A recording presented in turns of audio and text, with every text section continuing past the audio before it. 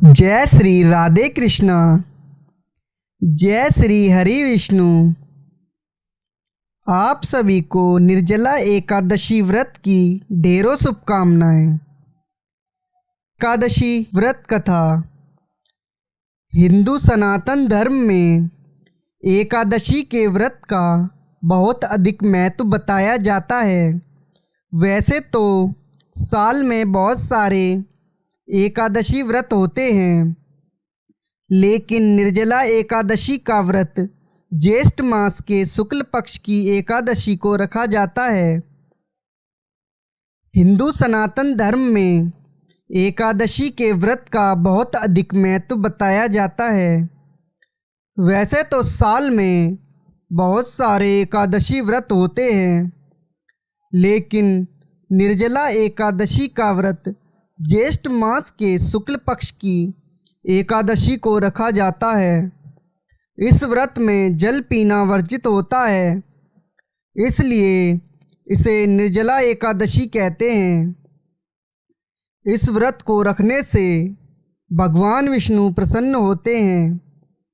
इस व्रत के बारे में यह मान्यता बताई जाती है कि यदि आप साल भर में पड़ने वाली 24 एकादशियों का व्रत नहीं कर सकते, तो इस व्रत से आप उन सभी के पुण्य एक साथ प्राप्त कर सकते हैं।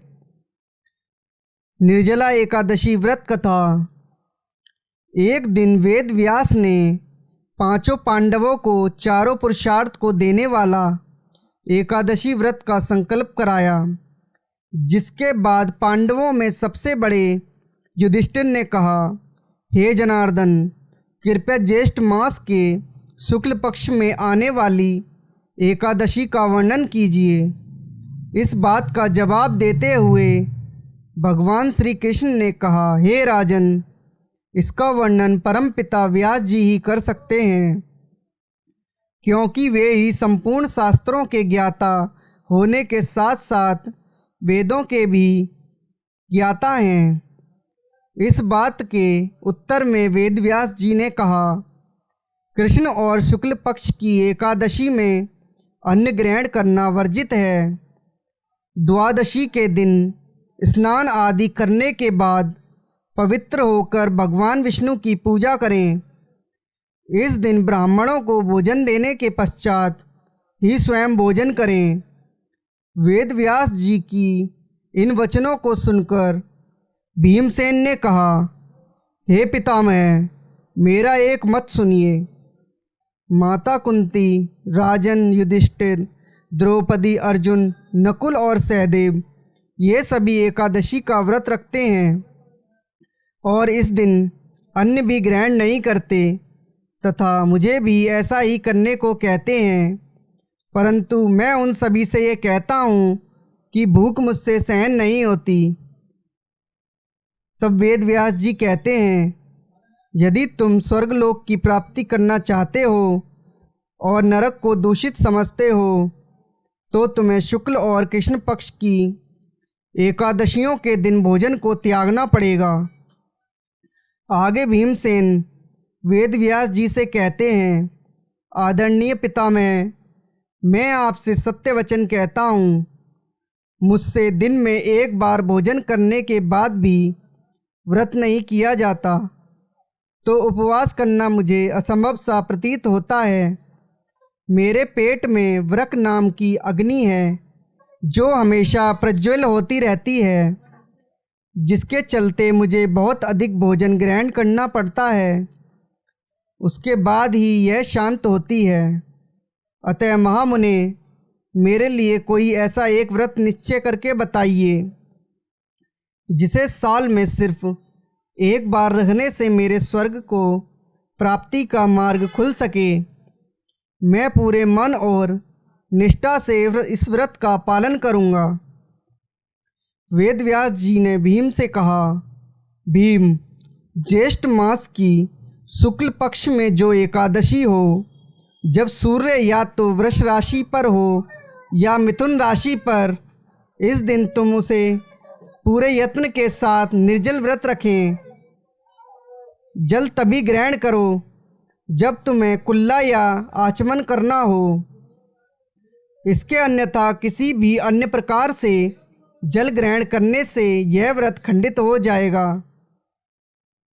एकादशी के दिन सूर्योदय से लेकर अगले दिन के सूर्योदय तक यदि व्यक्ति जल का त्याग करता है तो ही व्रत पूर्ण माना जाएगा।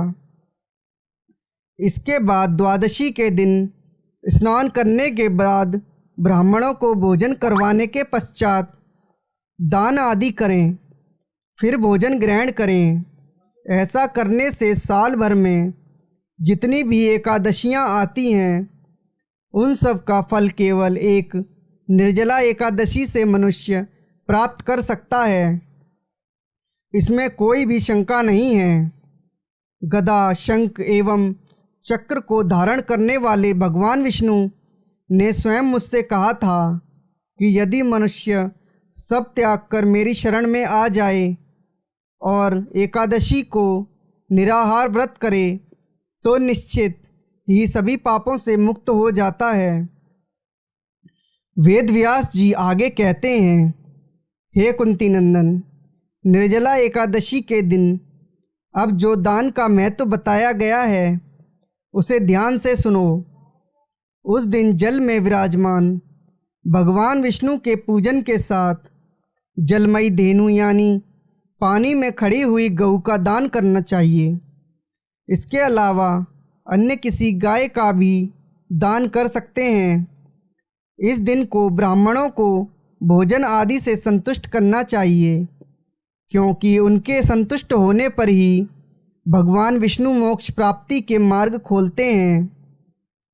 जो भी मानव भगवान विष्णु की पूजा के साथ ही रात्रि के समय जागरण करते हुए इस निर्जला एकादशी के व्रत को रखता है, वे न केवल स्वयं को अपितु अपने साथी, अपनी 9 पीढ़ियों को भी भगवान श्री हरि के परम धाम को पहुंचा देते हैं।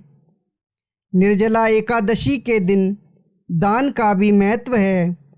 इस दिन अन्न के साथ वस्त्र, गाय, जल, शैया, आसन, कमंडल व छाता आदि दान करने चाहिए। जो भी व्यक्ति ब्राह्मण को जूते दान में देते हैं वह सोने के विमान पर बैठकर स्वर्गलोक को पहुंचता है।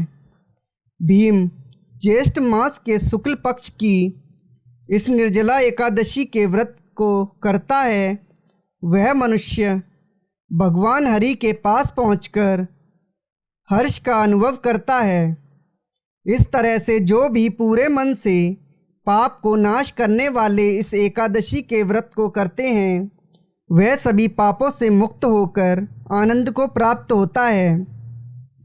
वेद व्यास जी से यह वचन सुनकर पांडुपुत्र भीम ने भी इस शुभ एकादशी के व्रत को रखना शुरू कर दिया। बोलो भगवान विष्णु की जय। क्या हो गया?